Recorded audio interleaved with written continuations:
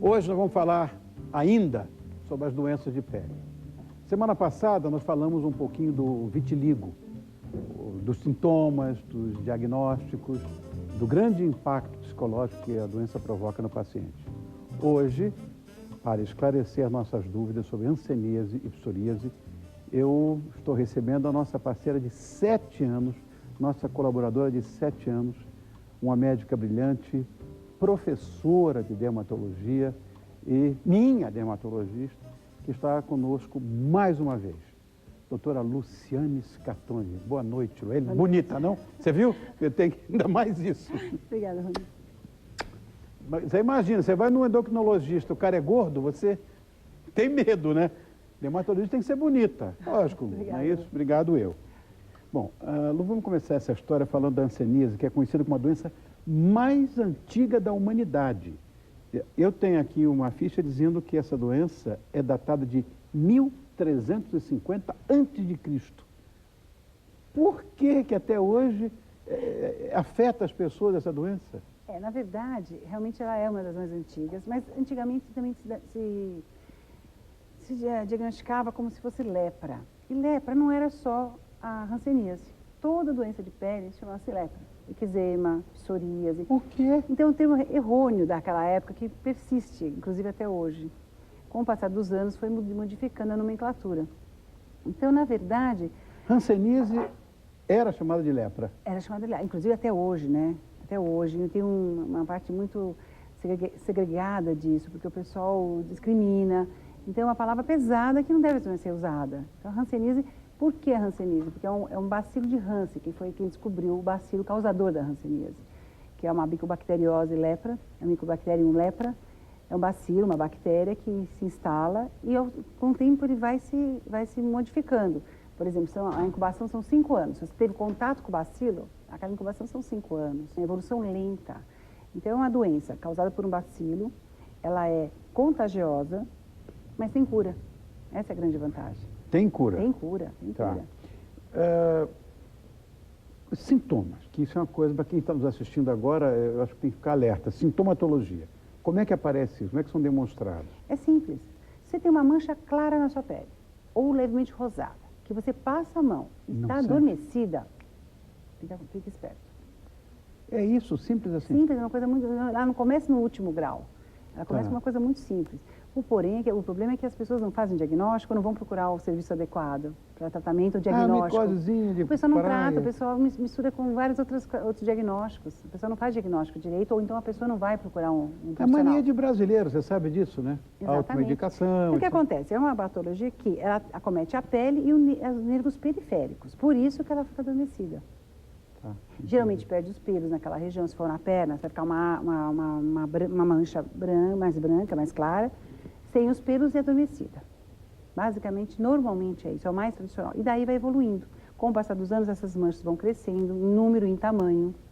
Aí, esse acometimento nervoso desses nervos vai começando a perder sensibilidade no restante do corpo, mesmo onde não tem manchas. Aí sim, você vai ter uma evolução maior, pegando os pés, né, os membros inferiores. Aí que começa a ter a deformação, que é o grau pior.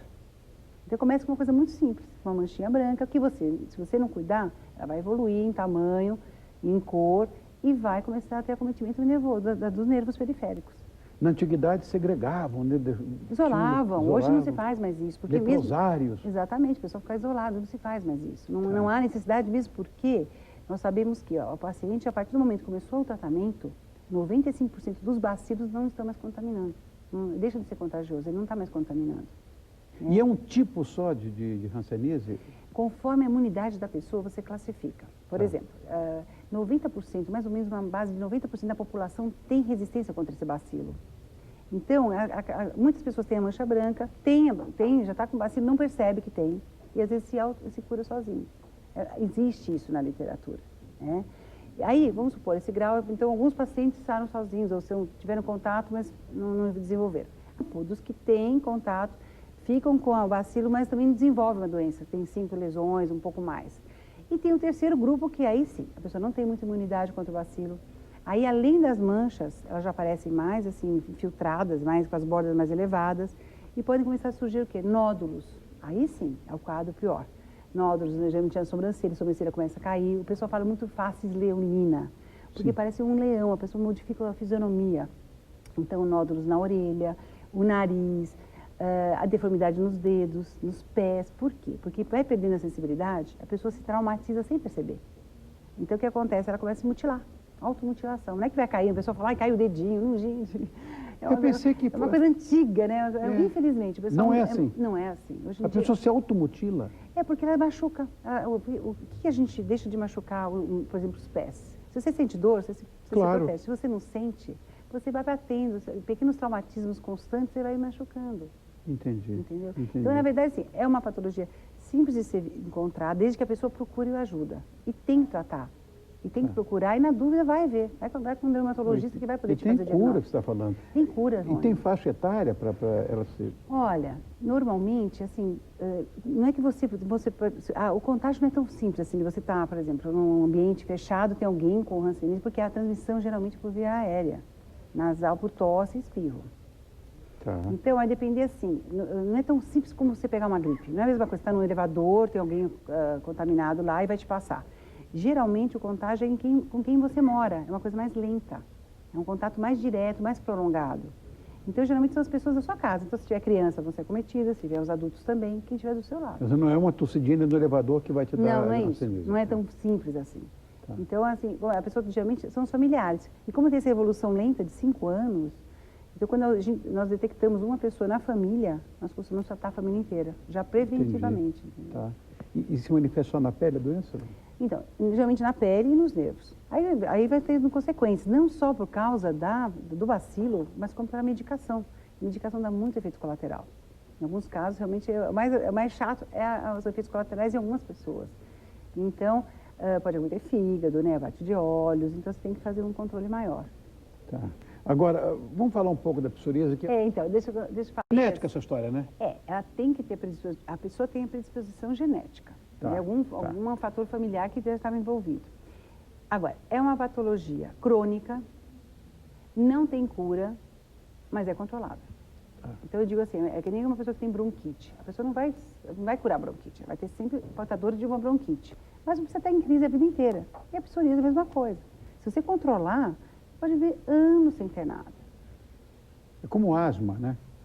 A mesma coisa. Como o Léo, né? Que o Léo tem asma, você sabe, né? Exatamente, eu tenho minha irmã também. Não precisa ficar sempre assim. Você vai equacionando, você vai adaptando ao meio externo, né? Mas é genético. É genético, A tem predisposição? que ter a predisposição. Agora, tem o que causa, o que desencadeia. O que desencadeia? O que vai desencadear? Pequenos traumas. Por quê? Normalmente, podemos mostrar aquelas fotos? Claro, é só mostrar as fotos. Solta as fotos aí, garotada, aí no Twitter. Essa aí foi a primeira, por exemplo, das pernas. o quadro mais comum, mais tradicional de uma psoríase, o que é? São placas descamativas nos joelhos, cotovelos. Por quê? Porque trauma, lugares de trauma no constante.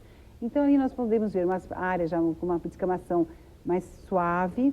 No próximo slide, ele não está com um foco muito bom, mas você pode ver uma descamação um pouco mais intensa. Vamos mudar a foto, quer ver? Pode ser a próxima. Essa, por exemplo. Essa descamação mais esbranquiçada já realmente o que costuma acontecer de mais comum. Por quê? Porque ficam localizadas... A descamação é uma coisa que não se dá tão frequente, o crescimento celular não é tão demorado como uma pessoa normal. O crescimento é muito rápido, então não dá tempo. Essas células vão se reproduzindo e não dá tempo de descamar. Por isso que formam essas placas, descamas mesmo. Tá. E são espessas, são endurecidas, algumas vezes podem coçar, tem outras pessoas que referem dor, mas não é o mais comum. Outra foto, quer ver? Vamos mostrar a outra cena. Por exemplo, aí também é uma psoríase, mas você vai me perguntar, mas não está no joelho e no cotovelo. Por quê? Porque nós temos alguns tipos de psoríase conforme a localização. Nesse caso, nós chamamos de gutata. São lesões satélites, isoladas, em todo o tronco, e geralmente acomete o corpo inteiro. São lesões bem pequenininhas. Nesse caso, elas são avermelhadas, mas geralmente elas têm a crostinha esbranquiçada por cima. Você nota, isso é uma coisa característica. Tá. E assim, esse é um dos tipos mais simples da gente tratar. Esse é mais fácil, bem fácil de tratar. A gutata é uma coisa mais fácil. E essa aí? Essa é brava. Essa é uma coisa já evoluindo para uma disseminada, porque tem pessoas que têm lesões no corpo inteiro. Entendeu? Mas você está vendo que, basicamente, essas fotos, elas apresentam lesões mais avermelhadas, mas geralmente elas são avermelhadas, com as croças esbranquiçadas, quase que prateadas por cima. E tem uma que a gente não tem a foto aqui, Rony, que é a psoríase invertida. O que é isso? A psoríase invertida é quando é na região palmo-plantar. Palmas e plantas dos pés. Tá, ninguém vê. Não, vê incomoda muito, né? A pessoa acha que é um dermatite de contato, confunde muito. E é muito difícil, porque ela, como forma essa crosta, então geralmente cortam, formam fissuras que doem muito, incomoda muito. A pessoa sofre muito e assim, o tratamento é mais demorado. A gente tem mais dificuldade de fazer o tratamento nesses pacientes. Agora, essa coisa emocional, você falou, existe mesmo. Então eu falei o trauma local desencadeia. A parte emocional desencadeia muito. É como se fosse uma válvula de escape. Isso a gente percebe nitidamente, tanto é que a gente gosta de uma ajuda terapêutica, uma terapia concomitante, porque ajuda demais. A parte emocional do paciente contribui demais. Outra coisa, a infecção. A infecção, por exemplo, a amidalite por bactéria, streptocócica, por exemplo. Tá. Desencadeia muito, pode desencadear. Um processo infeccioso pode desencadear uma psoríase em quem tem a tendência. Isso acontece muito nos jovens, porque a psoríase costuma aparecer entre 16 e 22 anos, depois na faixa dos 60, mas atualmente... Que é junto com artrite, aquelas coisas? Exatamente, já vem com outras coisas, já são complicações de um quadro mais avançado. Tem a outra bem mais avançada, que é generalizada, e tem que ficar internada, é um caso bem mais grave.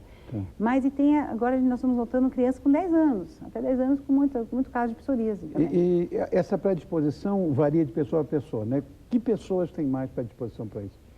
É genético só, ponto final. É genético, mas assim, por exemplo, a gente sabe que ingerir álcool pode desencadear, você tem que saber o que desencadeia. Tá. Se você tem um pai com psoríase, você tem que pensar que você tem a chance de ter. Não é regra, tá? Mas você pode ter. É transmissível? Não é contagioso. Não é contagioso. Não é contagioso, mas é controlada. Tá. O tratamento, normalmente, assim... outras coisas que pioram, só complementando. Alguns medicamentos pioram, alguns anti-inflamatórios, beta-bloqueadores tratando a parte cardíaca, doses muito altas de corticoide. O corticoide é um aliado muito grande no tratamento. Porém, quando você extrapola a dosagem, ele pode dar um efeito rebote. Então, ele é um grande aliado. Realmente, a gente tem que introduzir, geralmente, no início, uma quantidade pequena. Mas, ele a longo prazo, você tem que tomar um pouco de cuidado.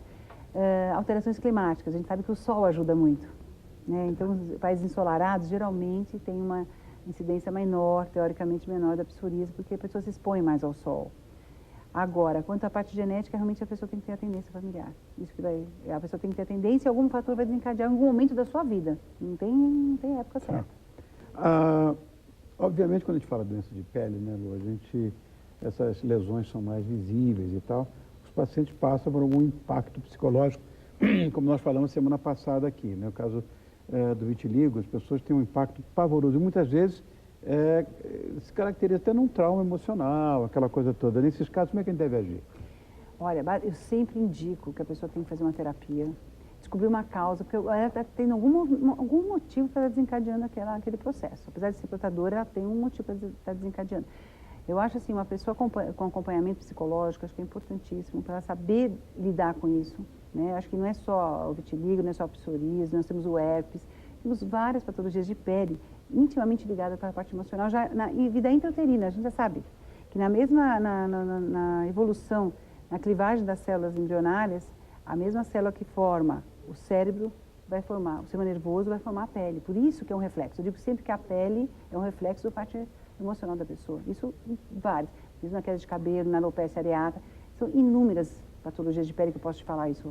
Na pauta que nós tivemos semana passada, também sobre dermatologia, eu citei seu nome, falando que você havia me dito isso uma vez. Você me falou mesmo. É verdade, eu vi, eu assisti. Ah, você assistiu, né? Então. Precisava que eu assisti. Meu amor, obrigado mais uma vez. Olha, essa bonitinha, é bonitinha mesmo, é nossa parceira há 7 anos, ela está com todo o seu, amiga de toda a produção, e o dia que ela passou um exame para mim, e que chegou uma moça do laboratório lá em casa e disse, oh, a professora, a doutora Luciane, eu levei o maior susto, porque era teu amigo. Portanto, professora de dermatologia, então doutora, professora e tudo de bom, e nossa companheira aqui de 7 anos. E minha amiga pessoal. Obrigado, meu amor, querido. Um beijo em casa, aquela família linda. A Cris também, viu? Obrigado, querida. Obrigado. Que linda.